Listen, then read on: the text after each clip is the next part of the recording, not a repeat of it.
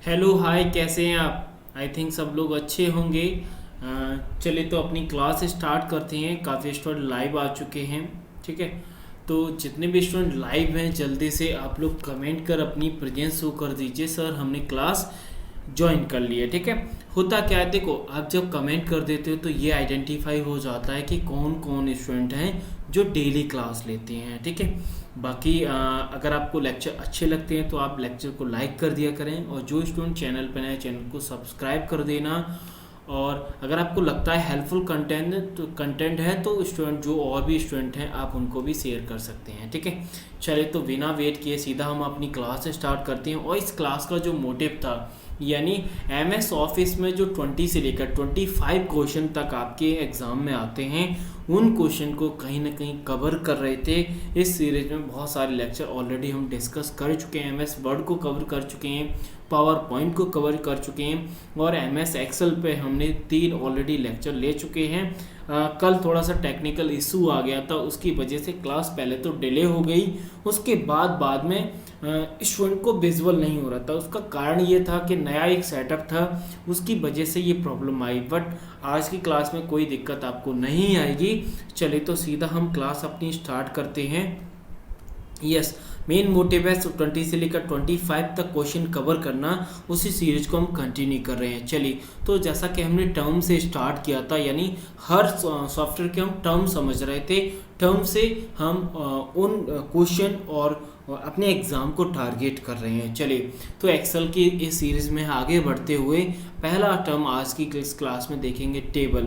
अब आपके माइंड में क्वेश्चन आ रहा होगा कि सर आपके वर्ड में टेबल होती है, पावर पॉइंट में टेबल होती है, एक्सेस में टेबल होती है, और आपके एक्सेल में तो ऑलरेडी सीट होती है टेबल के फॉर्म में, तो इस टेबल की क्या ज़रूरत है? ठीक है ना।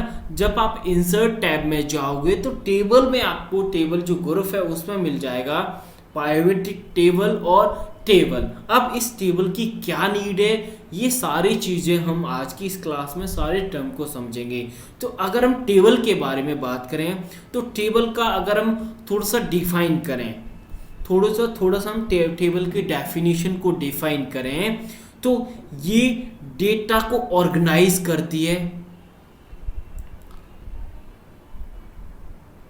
ऑर्गेनाइज एंड एनालाइज डेटा, यानी डेटा को अब अगर आपको एनालाइज करना है और ऑर्गेनाइज करना है, ऑर्गेनाइज का मतलब है व्यवस्थित करना है, तो आप टेबल का यूज़ कर सकते हो। अब इस टेबल से होता क्या है, देखो जनरली ये सारा काम तो हम एक्सेल सीट में भी करते हैं, लेकिन जब आप किसी सीट का कोई टेबल क्रिएट कर लेते हो तो उससे होता क्या, जो यानी एक नया फीचर्स ऐड होगा वो समझना है हमें। यानी किसी डेटा को आप, जो आपका डेटा है उसे आप आराम से सॉर्ट करा सकते हो, उसे फिल्टर करा सकते हो।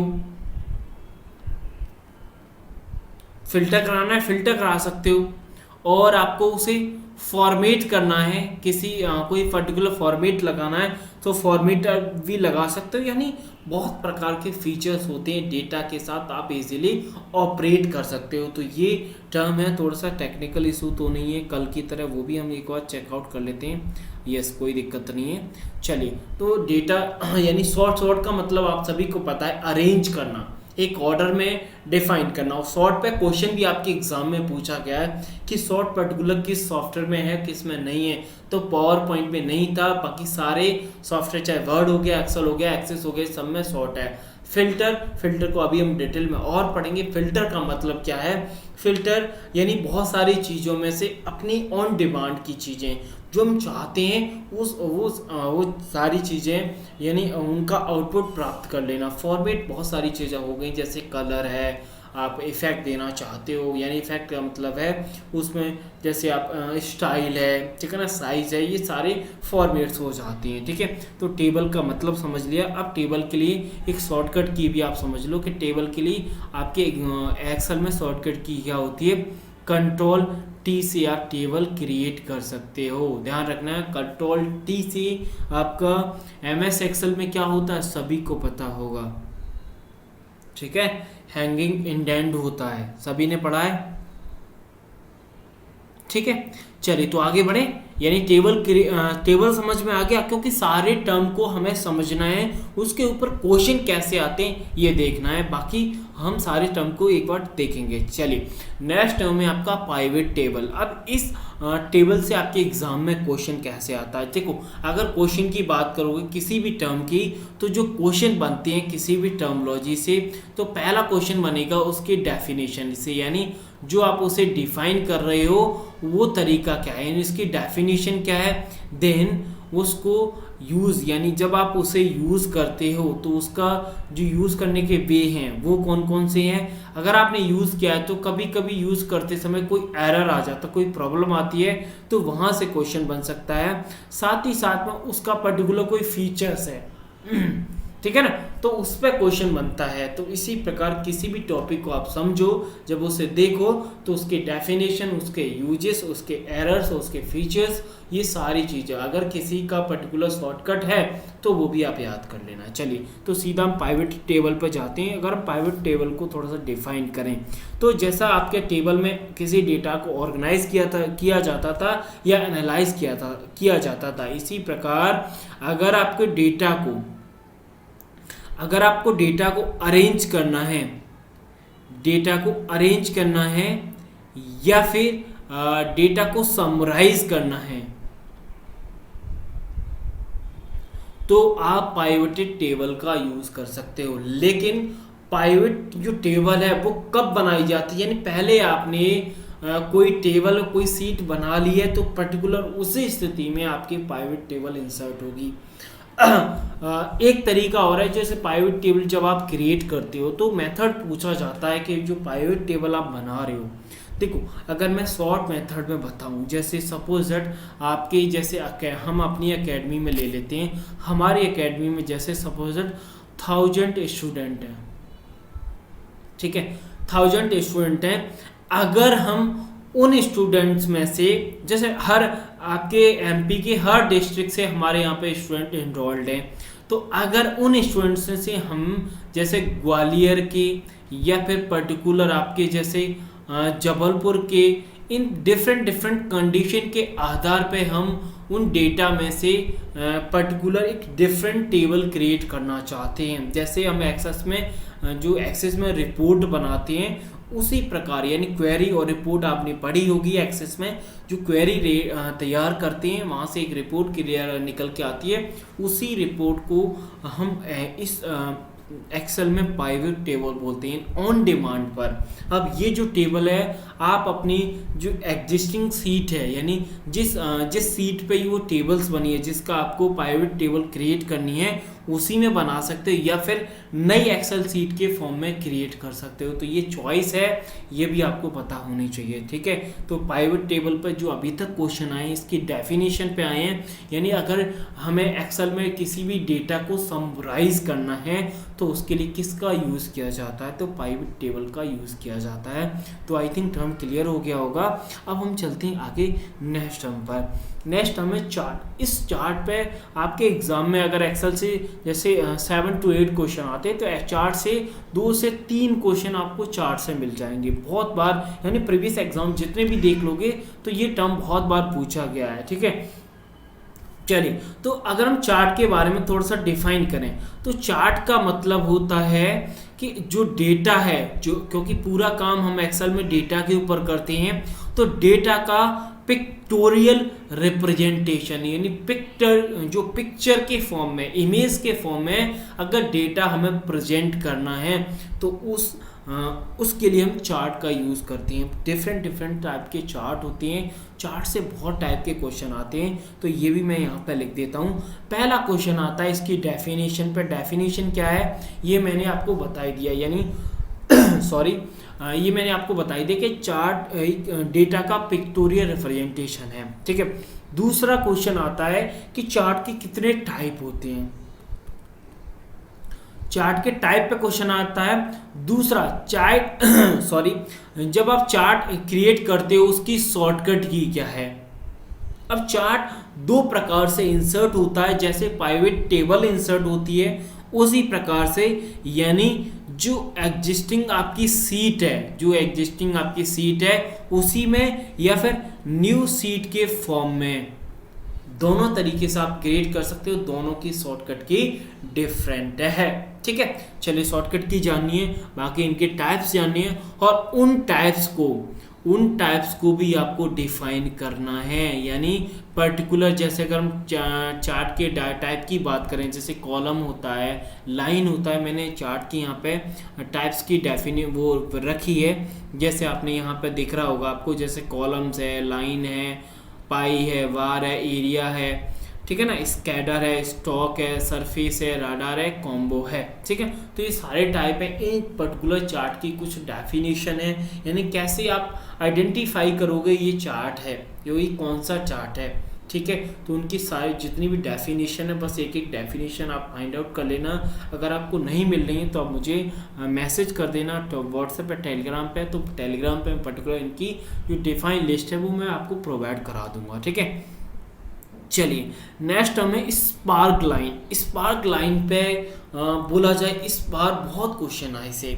ठीक है, स्पार्क लाइन क्या होती है ये हमें समझना, तो पहले तो हम स्पार्क लाइन की जो डेफिनेशन है वो हम समझ लेते हैं, क्योंकि इसके बारे में टाइप हम बाद में देखेंगे। ये डेटा को, मतलब डेटा, सारा काम डेटा पे हो रहा है, तो डेटा का जो ट्रेंड है, यानी डेटा आपका कैसे ट्रेंड कर रहा है। ठीक है, ट्रेंड का मतलब है यानी कभी डेटा आपका ऊपर गया, कभी जो नीचे गया, तो ये डेटा का जो ट्रेंड है किस सीक्वेंस में, किस फ्रीक्वेंसी में शो हो रहा है, तो उस डेटा के विजुअलाइजेशन के लिए हम स्पार्क लाइन का यूज़ करते हैं। यानी डेटा को एनालाइज करना है बाय ट्रेंड। ट्रेंड का मतलब आप लोगों ने समझ ही लिया, क्योंकि ट्रेंड क्या होता है, हर फ्रीक्वेंसी पर, हर टाइमलाइन पे चेंज होता है। ठीक है, तो स्पार्क लाइन आप 3 प्रकार से यूज़ कर सकते हो। पहली, यानी वो आप डेटा ट्रेंड आप लाइन के फॉर्म में विजुअल करा सकते हो। लाइन कैसे, यानी लाइन चार्ट जो होता है उसी फॉर्म में, या फिर आप कॉलम के फॉर्म में विजुअल करा सकते हो। ठीक है, यानी आप चाहते हो जो आपका डेटा है, ट्रेंड है, वो कॉलम के फॉर्म में विजुअल हो, या फिर आप विंस और लो, यानी विन और लो लॉस, सॉरी, यानी जैसे आपने लॉस और विन और लॉस को मैं आपको बता देता हूँ। बाकी लाइन और आप कॉलम आप जानते ही हैं। विन और लॉस, जैसे आपका कोई डेटा ट्रेंड है, इस फ्रीक्वेंसी पर जाना चाहिए, अगर वो डेटा ऊपर गया तो ये विन हो जाएगा, यानी उस लाइन से ऊपर है। अगर वो किसी फ्रीक्वेंसी पे लॉस हो गया है तो वो लाइन से बॉटम में चला जाएगा। तो ये विन और लॉस का ट्रेंड चार्ट है स्पार्क लाइन के अंदर। ठीक है, तो स्पार्क लाइन का यूज़ हम क्यों करते हैं, डेटा का ट्रेंड चेक करने के लिए, चाहे वो डेटा आप एनालाइज कर रहे हो या भी डेटा आप शो कराना चाहते हो स्पार्क लाइन के फॉर्म में। तो आई थिंक स्पार्क लाइन आपको क्लियर हो गई होगी। अब हम नेक्स्ट टर्म की तरफ बढ़ते हैं। नेक्स्ट टर्म हमारा फिल्टर्स क्या, जैसे मैंने स्टार्टिंग में जब आपका टेबल पढ़ाया था उस समय मैंने आपको बताया था कि फिल्टर का यूज़ हम 2 फॉर्म में कर सकते हैं। एक तो आपका स्लाइसर के फॉर्म में, दूसरा हम करते हैं, दूसरा हम किसके फॉर्म में करेंगे, सॉरी, टाइम लाइन के फॉर्म में। यानी 2 टाइप के, just check it, yes, 2 type से हम फिल्टर कर सकते हैं। फिल्टर का मतलब क्या है, यानी जो आपने डेटा बना रखा है उसमें से कुछ डेटा फाइंड आउट करना। स्लाइसर का मतलब है जैसे पर्टिकुलर डिफरेंट टाइप की विंडोज आ जाएंगी, उस स्थिति में पर्टिकुलर जैसे आपका डेटा है पर्टिकुलर कैटेगरी के आधार पे आपका एनालाइज हो जाएगा। यानी फिल्टर डेटा बाय विजुअलाइज, यानी बाय कैटेगरीज। या फिर टाइमलाइन की बात करें तो जैसा कि नाम से ही स्पष्ट हो रहा है, यानी पर्टिकुलर टाइम के आधार पर, जैसे जैसे हमने जिस प्रकार से शीट्स बनाई है ना, उस प्रकार से हमारा जो डेटा है वो टाइमलाइन के फॉर्म में आपका क्या हो जाएगा, फिल्टर हो जाएगा। फिल्टर आप लोग समझते ही हो, फिल्टर टर्म से ये स्लाइसर और टाइमलाइन दोनों आपकी क्लियर हो जाएगी। यानी डेटा इंटरेक्टिविटी के फॉर्म में आपको टाइमलाइन में हम विजुअल कर सकते हैं, स्लाइसर में वाई कैटेगरी या फिर जो विजुअली है उसके फॉर्म में हम फिल्टर करेंगे। ठीक है, तो इसका हम टेबल के फॉर्म में या फिर पाइवट टेबल में, दोनों में यूज़ कर सकते हैं, जैसा आपको अच्छा लगे।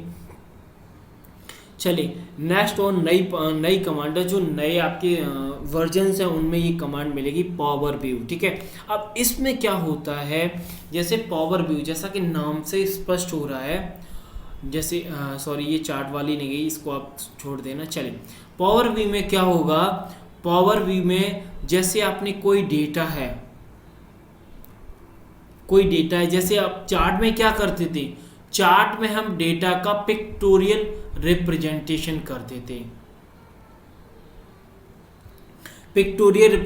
करते थे, यहाँ पे भी हम पावर व्यू में डेटा का पिक्टोरियल रिप्रेजेंटेशन करेंगे, लेकिन कुछ अट्रैक्टिव या फिर इंटरेक्टिव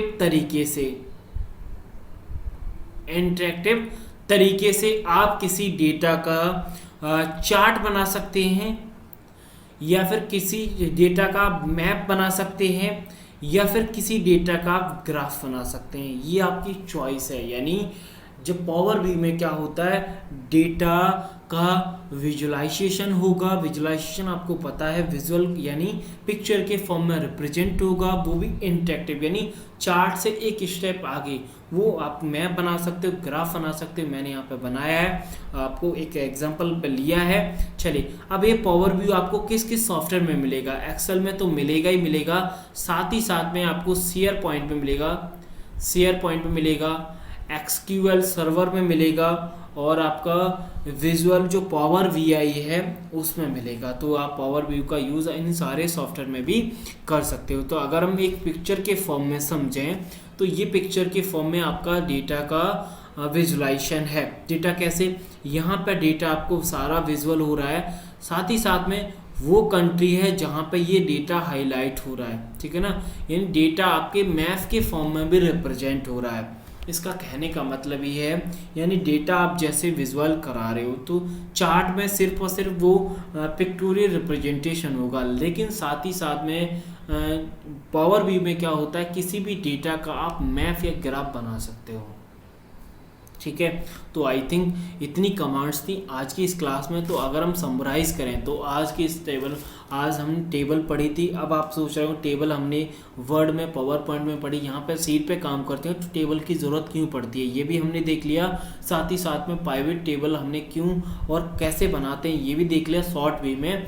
चार्ट, स्पार्क लाइन आप ध्यान से देख लेना, स्पार्क लाइन पे क्वेश्चन जरूर आता है। Filters and power view. बाकी अगर हम MS एक्सेल के टर्मोलॉजीज की बात करें तो आपके अगर ध्यान से देखोगे तो एक टर्म रह गया बस, आपका फंक्शन और फार्मूला, क्योंकि ये बहुत बड़ा पार्ट है। इसको हम थोड़ा सा डिटेल में लेंगे और किसी फंक्शन और फार्मूला को विद एग्जांपल के साथ समझेंगे, कैसे हम उस फंक्शन को लगाने का जो सिंटैक्स है वो क्या है, उसके एग्जांपल्स क्या है, और बाकी अगर हम उस इफ़ के साथ देखेंगे या फिर उसके अदर मेथड जो होंगे उनको सभी को डिटेल में समझेंगे। ठीक है, बाकी क्वेश्चन को भी करेंगे हम। तो ये क्लास सीरीज आपको कैसी लग रही है ये भी आप कमेंट कर बता देना। अगर आपको अच्छी लग रही है तो वीडियो को लाइक कर देना, शेयर कर देना। अगर आप चैनल पर नए, चैनल को सब्सक्राइब कर लेना।